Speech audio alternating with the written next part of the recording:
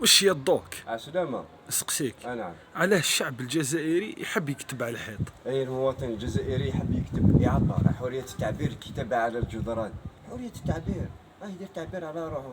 كاينه واحد البلاكي كاتب لهم واحد ممنوع الكتابة على الجدران، كتب له واحد تحت علاه سؤال وجيه، علاه تحرمني انا من التعبير الكتابي يا صاحبي؟ علاش تحرمني من حرية التعبير؟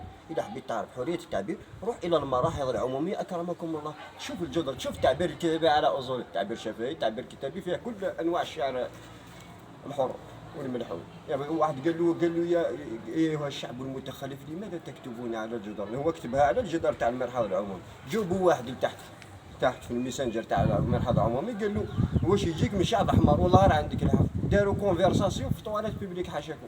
ميسنجر هذا صاحبي، ميسنجر، هذه طواليت، هذه طواليت عندك تقضي حاجتك، ماشي تكتب لي تعبير كتابي.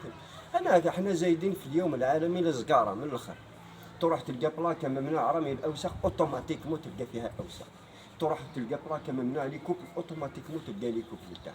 ما تقوليش ممنوع، لا تقولي ممنوع، ما تقوليش انا خطيت كاش، تقولي ممنوع انا نديرها من الاخر.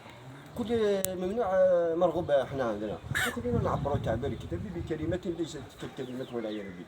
فوالا.